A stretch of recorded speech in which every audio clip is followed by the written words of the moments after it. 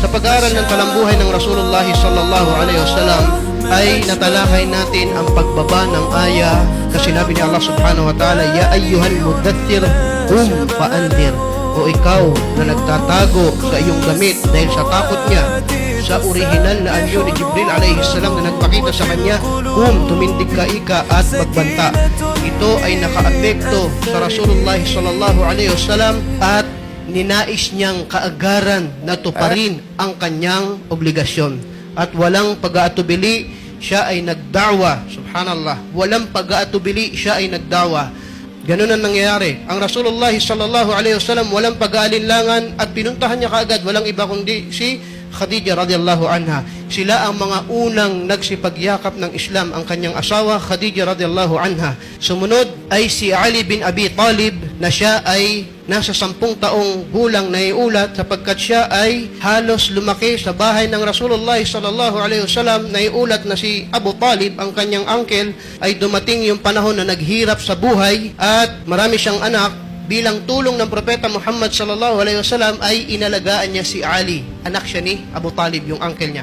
Sabi niya, para makagaang sa kahirapan mo sa buhay, kukunin ko si Ali at ako ang magpapalaki sa kanya. So lumaki si Ali radhiyallahu an sa Rasulullah sallallahu alaihi wasallam at naiulat na sumasama siya kadalasan sa ginagawang mga pagsamba ng Propeta Muhammad sallallahu alaihi wasallam. Kaya siya ay kabilang sa mga unang yumakap ng Islam. Ganon din si Zaid bin Haritha. Si Zaid bin Haritha naman ay isang alipin, subalit hindi tunuring na alipin ng Rasulullah sallallahu alaihi wasallam na ibinigay sa kanya nang sila ay nagpakasal ni Khadija radhiyallahu anha.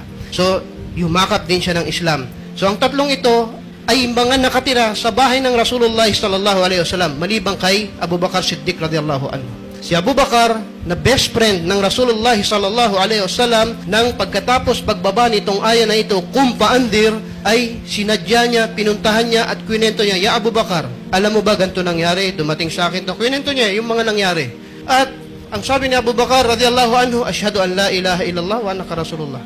Wala na daw ibang nakamadaling dawahan sa balat ng lupa kundi si Abu Bakar Siddiq radhiyallahu anhu. Napakabilis maniwala. Sabi ng Rasulullah sallallahu alaihi wasallam sa ibang tao, pagkatapos mo paliwanagan ng Islam, bibilang ka ng ilang mga minuto, oras at mag-iisip, mag-aalinlangan. Si Abu Bakar hindi. Halos hindi ka matapos ng pagsasalita mo at Asyhadu an la ilaha illallah, asyhadu anna Muhammadar Rasulullah. At siyempre, sila ay kasabay halos lumaki. Naiulat na mas matanda lang ang Rasulullah sallallahu alaihi wasallam sa kanya ng 2 taon, wallahu aalam. At kaagarang naniwala si Abu Bakar Siddiq radhiyallahu anhu. Ang apat na ito, Khadija radhiyallahu anha, Ali bin Abi Talib, Zaid bin Haritha, at Abu Bakar, sabay-sabay nag-Muslim sa isang araw. Fa'andir. Pagkatapos nung aya na tumayo ka at magbanta ka Muhammad, mangaral ka na ng Islam, kaagad nag-Muslim itong apat na ito, kalugdan nawa sila ni Allah subhanahu wa ta'ala. At si Abu Bakar radhiyallahu anhu ay nasa da'watus sirriyat na tayo ngayon. Ito ang dawa ng Rasulullah sallallahu alaihi wasallam na palihim. Pero si Abu Bakar Siddiq radhiyallahu anhu ay masigasig. Punta dito, punta doon. Ang tawag natin sa termino natin ngayon, house-to-house da'wah. Punta dito, punta doon, punta dito. Alam niyo, si Muhammad sallallahu alaihi wasallam, dumating sa kanya revelation, si Allah ay isa, mali ang ginagawa natin, mga pamahiin, mga Diyos-Diyosan. Ginawa ito ni Abu Bakar Siddiq radhiyallahu anhu.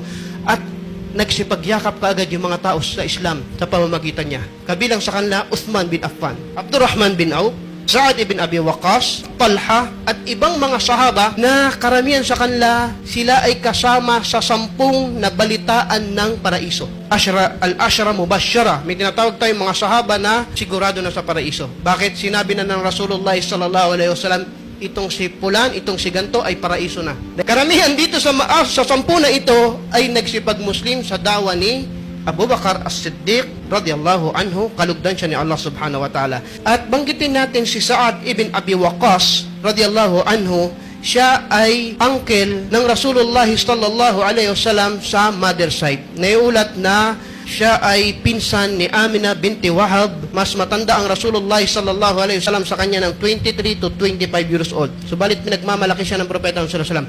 Uncle ko yan, sinasabi niya. Yan, meron kayong katulad niyan. Ganyan ang uncle ko kasi mas matanda siya, uncle niya, mas bata. So si Sa'ad ibn Abi Waqqas, nanaginip siya.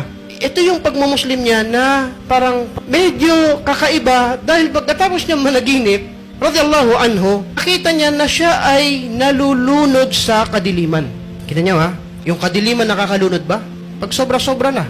Sobra-sobrang kadiliman pagkaligaw. At nakita niya yung liwanag ng buwan. Sa liwanag ng buwan, nandun daw nakaupo si Abu Bakar Siddiq radiyallahu anhu. Nasa buwan pala nakaupo si Abu Bakar at sa liwanag nakaupo doon si Ali bin Abi Talib at si Zaid bin Haritha, yung tatlong unang nagsipagyakap ng Islam sa Rasulullah sallallahu alaihi wasallam.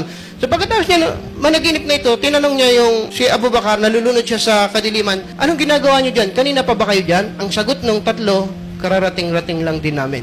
At naputol yung panaginip niya, kinabukasan, nagtungo siya sa Rasulullah sallallahu alaihi wasallam at nakita niyang nandun si Abu Bakar, nandun si Ali, at nandun si Zaid. Sabi niya, ito yung panaginip ko. At walang duda na tinatawag ako sa reliyon na ito, Ashhadu an la ilaha illallah wa ashhadu anna Muhammadar Rasulullah. Walang duda na ito ay direktang pagbibigay sa kanya ni Allah subhanahu wa ta'ala ng gabay dahil sa napakarami niyang kabutihan ng kanyang puso. At naway gantimpalaan tayo ni Allah subhanahu wa ta'ala ng tulad ng panaginip na paanyaya mula kay Allah subhanahu wa ta'ala. Naiulat na si Sa'd ibn Abi Waqqas ay mama's boy. Napakalapit niya sa kanyang nanay, pero nung nag-Muslim siya, ayaw ng nanay niya.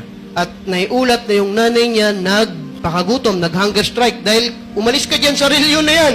Pagka dapat dyan. At naaawa na yung mga tao dahil nagugutom yung nanay niya, halos magkakasakit, pinuntahan siya, Ya Sa'ad, hindi ka ba naawa sa nanay mo? Pinuntahan niya yung nanay niya, Nay, kahit pa magpakagutom ka at mamatay ka ng 10 beses, hindi ako aalis dito sa reliyon na ito. Ang nakita ko dito ay katotohanan mula kay Allah at si Muhammad ay sugo ni Allah. Kumain ka na at walang mangyayari. Kumain na yung nanay niya at walang nagawa sa kanyang pagmumuslim. Subhanallah. Tingnan niyo kung paano masubok. Gusto ko kasi mapakita sa maiksing oras natin yung sitwasyon